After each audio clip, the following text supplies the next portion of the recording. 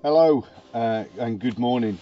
Today I'm at Padley Gorge, which I've now visited a couple of times. I really like it here, and I'm exploring the sort of far end that I didn't get to before. I've done 2 trips now, and but I've come into it from the same way each time. So I thought what I'll do today is go around to the back and work my way backwards to see what it's like. And it looks promising, it looks good, except I'm not sure what the weather's going to be like. I had a real disaster, if you've seen the previous video, where the wind took my camera down.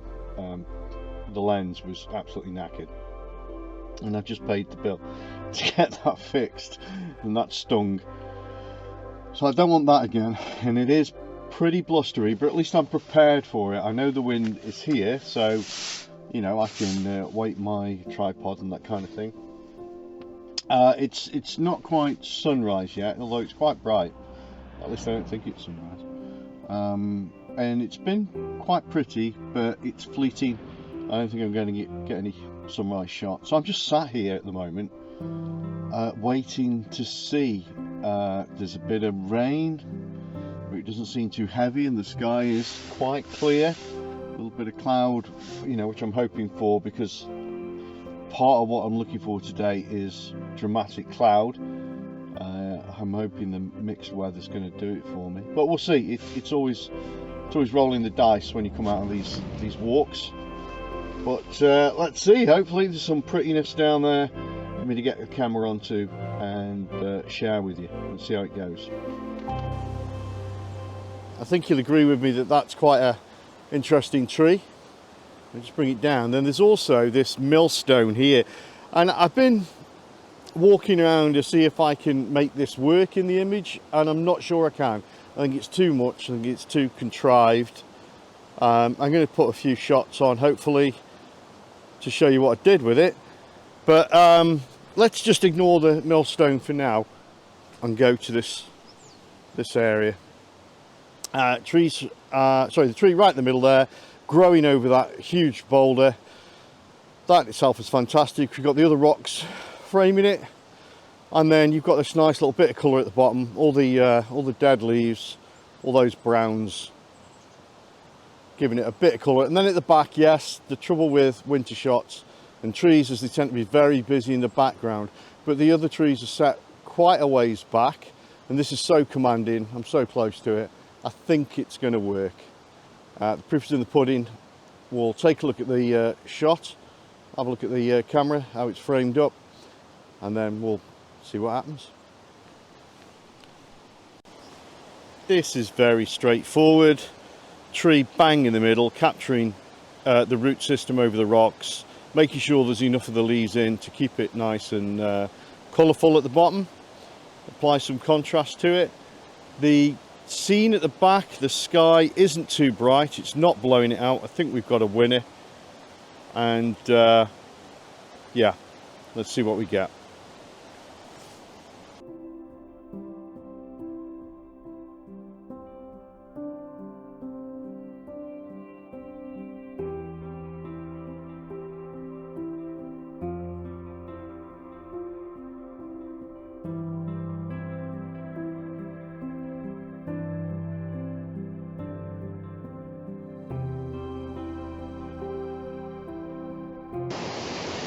It's probably worth noting the places where I don't see a good image to be taken, and I can just move on and not waste my time there. For example, the waterfall over here, it's kind of awkward. It's obviously really powerful at the moment, and it's got a really boring frame. Perhaps this is something in the summer or the spring that might look good, of course autumn, but right now it's just too grey. But then as I'm walking down, start seeing more tumbling water, and I see a tree down there. If you can just see that, get that, there we go, this tree. So I don't know right now, this is my sort of first sighting of it, but I'm wondering if I can incorporate that lovely tree into that water feature. So I'm going to go down the bank and have a look. So this stretch of the brook, Burbage Brook, I now know it's called, is giving loads and loads of opportunities to get fantastic compositions. Challenging. It is challenging to get the compositions right, but you know, you've got all these, so many dead trees can cause issues, but when you've got these little splashes of colour, when you've got the moss still resplendently green, then things can be done.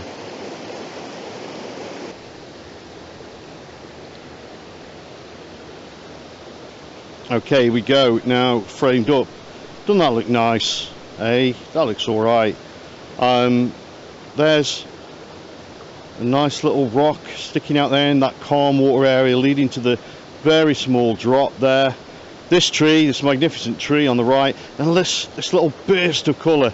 You see how the sort of russet colours there, off little pops of colour through the image, and I think that for me is what sells it. So I'm going to do a few shots, and I'll show you the best.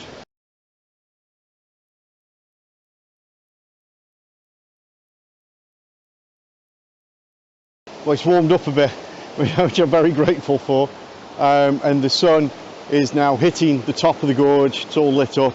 Swing round, see if you can see that. There you go. It won't get down here till much later in the day, and I'll be long gone. I think I've mentioned that before. But we're shooting this portion of the Burbage Brook, and I know it's called. And what we're doing here, well, you can't help but get a good composition because there's still some colour. There's the green, there's the brown. Obviously, the brook itself is fantastic, got lots of little falls, so you can walk the length of it and pick out your composition, no problem at all. Stretches like this are fantastic for finding different ways of shooting something. With this, I'm going to do a long exposure. I've looked at it and thought maybe it would look good, just snapshot, but I'm not feeling it. But I don't want to lose the power of the water, so not too long, you know, it's not going to be like 10-second exposure or anything like that. I'm going to try a couple of focal lengths to sort of get big wide shots, get some portraiture shots as well, and also play with the depth, you know, shallow depth of field. Do I want it right back, you know, go up to like f16, really get all that sharp? You can have a lot of fun with this, so I'm not going to tell you how to shoot it. Just the three rules really: balance, colour, interest. Make sure your leading lines are good enough to make the eye follow through the image, and it should be good. Hopefully I'll get a few out of this, and I'll put them up now.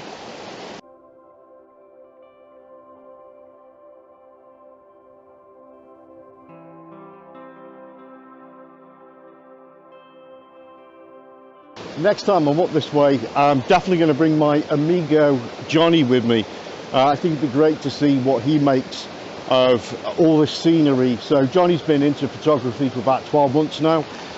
He's been coming with me now and then, and hopefully learning a few things. I don't know how much, but it'd be interesting to see the shots he spies and then relate that to you. I think that would be pretty cool. So yeah, look out for Johnny next time. Annoying though he is, he'll be coming along. Well, that's another morning at Padley Gorge, and it's becoming a bit like my second Roaches in that it's yet to fail to give me a fantastic morning of photography. And I may even, you know, sort of try and spend a day in the area and just come and catch this as the sun goes down as well, just to get the different light. But of course, at the moment it's winter and it is limited on what you can pick up. I'd love to get here in the mist, really would. That's going to be very high on my priorities. So yeah, look out for that one. And then I think my next trip here will be in the spring. Get here when everything's starting to bud, and yeah, excited for that. And I can't even tell you how excited I am for next autumn. Wow, because this is an amazing place. I do recommend it. It's also a lovely walk as well. There will be an easy walk video for this. Maybe do that when I bring Johnny along with me. That should be fun. Absolutely terrific little walk. Very easy access to it. So yeah, look out for that in the next video. Thanks once again, my small but perfectly formed following. it's going well, you know, getting a few more subscribers each week, so that's nice. And the videos are getting watched and liked, so hopefully people are getting a little bit of information from it, or at least an idea of where to go. Do like, comment, subscribe, share. It all helps, gets the algorithm running in my favor and gets these videos at the top. But don't worry, even if you don't, I'm still going to do them because I really enjoy it. I'm now waiting for my 70 to 200 lens to be fixed. I've been stuck with the Sigma 24-105 today, but it's the lens I use the most anyway, so but I'm looking forward to getting the other one fixed, just to add that little bit of variety. There was a few shots today I would have liked to have had that with me, and you know, well, anyway, c'est la vie. I should look after my stuff better, and I'll see you all soon. Bye for now.